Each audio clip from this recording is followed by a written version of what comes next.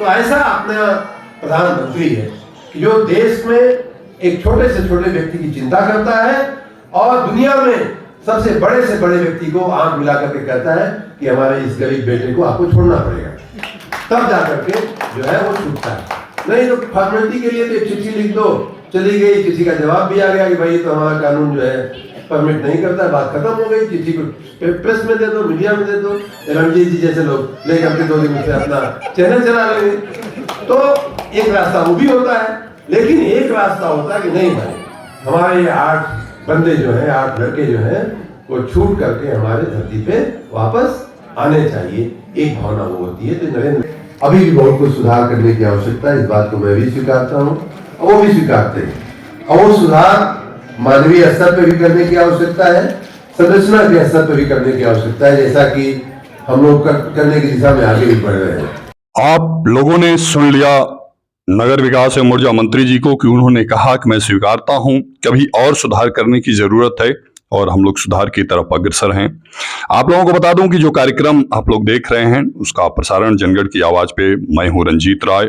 आप लोगों को नमस्कार करता हूं, अभिवादन करता हूं और ये बताना चाहता हूं कि विगत दिनों मऊ के कम्युनिटी हॉल में कार्यक्रम हुआ था जिसमें कई जो है विकास कार्यों का लोकार्पण हुआ और कई विकास कार्यों का शिलान्यास हुआ।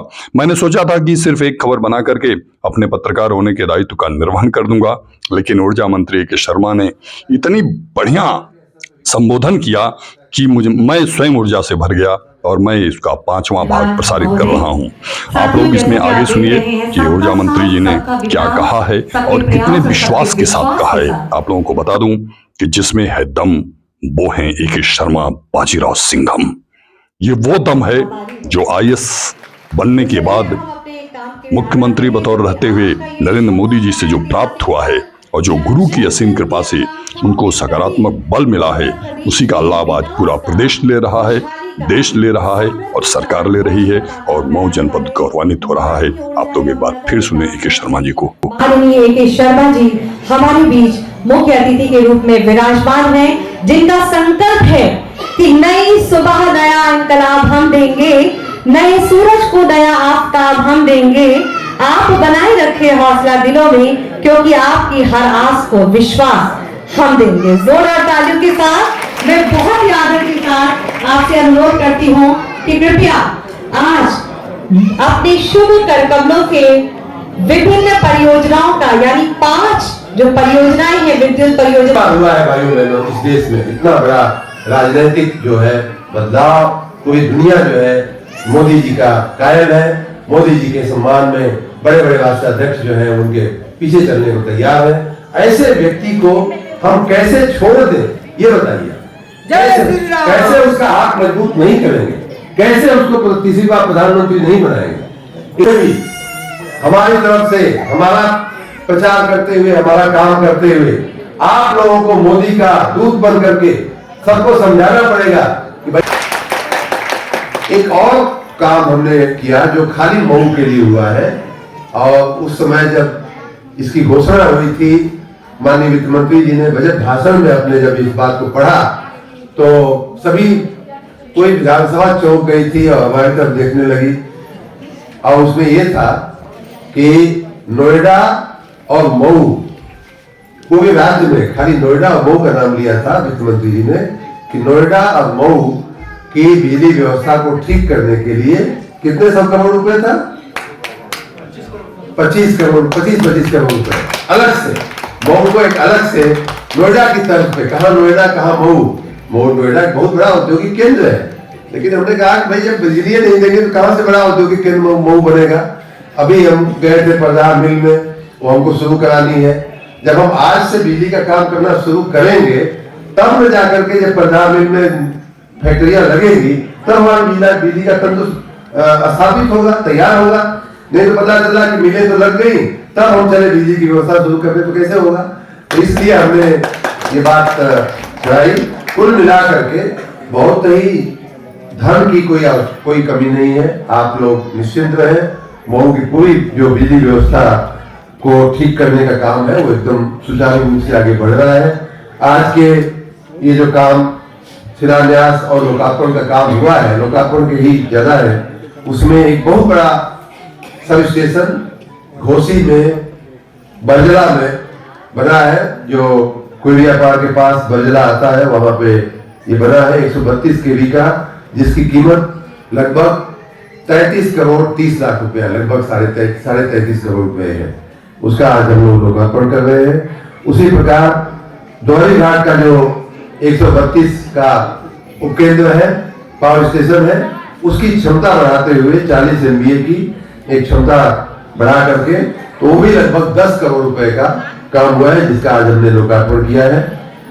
फिर घोसी तहसील के रानीपुर में लगभग 1 करोड़ रुपए के खर्च से वहां 33/11 का उपकेंद्र बनाया गया और 5 MVA की से 10 MVA करने की क्षमता वृद्धि की गई।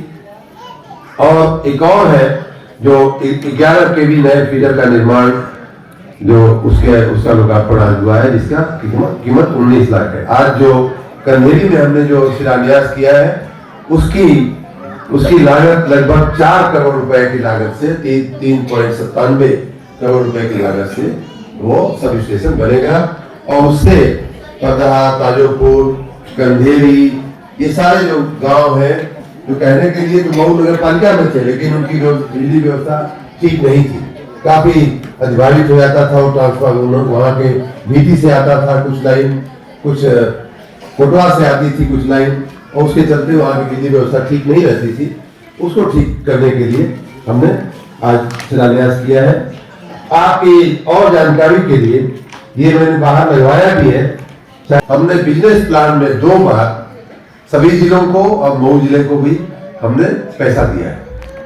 2 और बातें जो हमने किया है वो ये कि हमारे नगरों की, जैसे मऊ एक नगर है, नगर पालिका है, कोपागंज एक नगर पंचायत है, तो ऐसे जो हमारे नगर थे उनकी विद्युत व्यवस्था का भी थोड़ी उपेक्षा हुई थी।